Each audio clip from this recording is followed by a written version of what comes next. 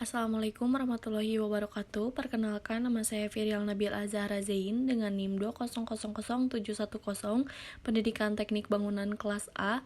Di sini saya akan menjelaskan tentang kepemimpinan pendidikan di sekolah di mata kuliah Pengelolaan Pendidikan yang diampu oleh Bapak Dr. Cepi Triyatna MPD.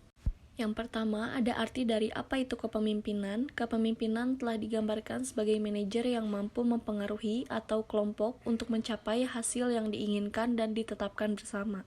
Atau dalam arti lain, kepemimpinan itu adalah tentang bagaimana mempengaruhi orang lain, bawahan, atau pengikut agar mau mencapai tujuan yang diinginkan sang pemimpin.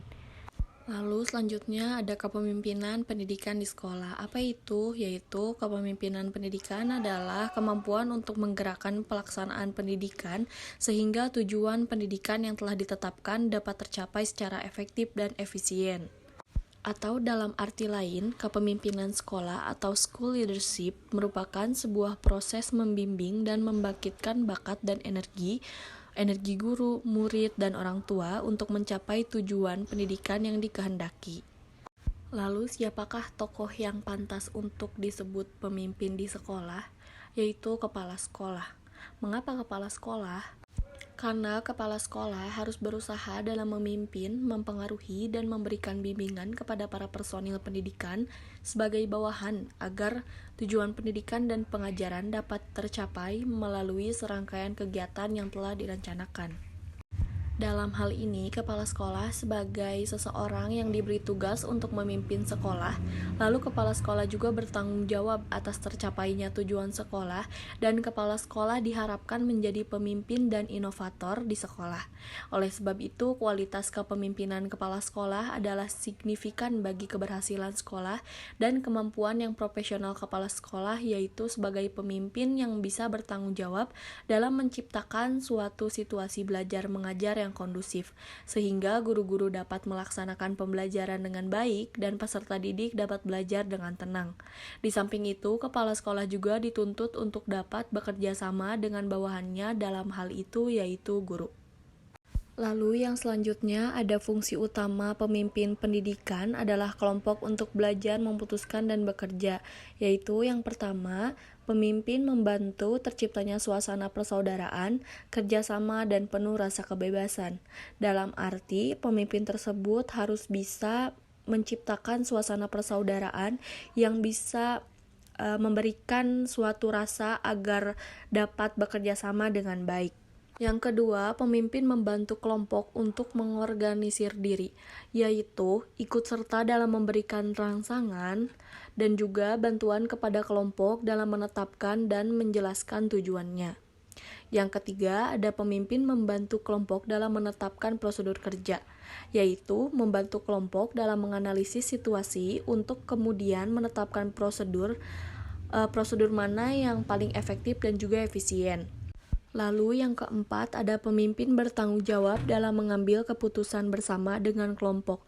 Dalam keputusan tersebut, yaitu keputusan yang dapat dilakukan bersama dengan kelompok lainnya agar kelancaran dalam menjalankan suatu kegiatan dengan lancar dan juga mencapai tujuan bersama. Yang kelima, pemimpin bertanggung jawab dalam mengembangkan dan mempertahankan eksistensi organisasi. Selanjutnya ada gaya-gaya kepemimpinan.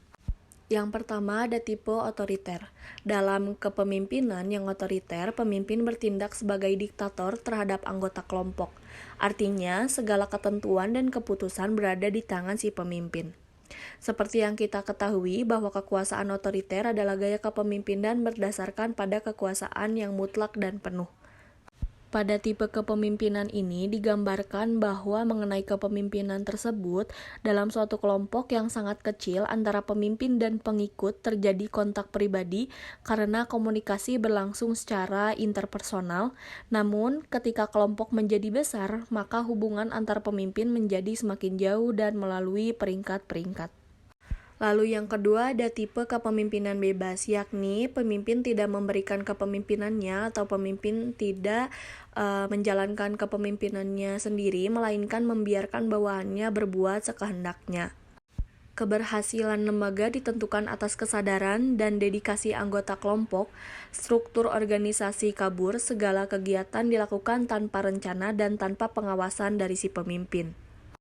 Lalu yang ketiga, tipe demokratis, yaitu tipe yang demokratis seperti ini, misalnya si pemimpin memberikan kebebasan dan keleluasaan kepada para bawahan dan pengikutnya untuk mengemukakan pendapatnya, saran dan kritikannya, dan selalu berpegang pada nilai demokrasi pada umumnya. Yang dimaksud dengan tipe kepemimpinan demokratis ini adalah gaya atau cara memimpin yang demokratis, dan bukan karena dipilihnya si pemimpin secara demokratis.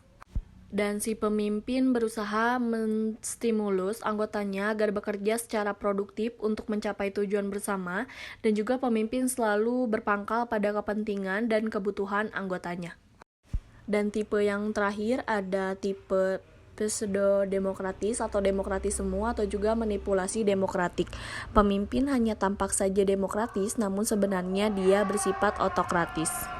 Sekian penjelasan tentang kepemimpinan pendidikan di sekolah dari saya. Silahkan isi kolom komentarnya teman-teman. Sekian dan terima kasih saya ucapkan. Wassalamualaikum warahmatullahi wabarakatuh.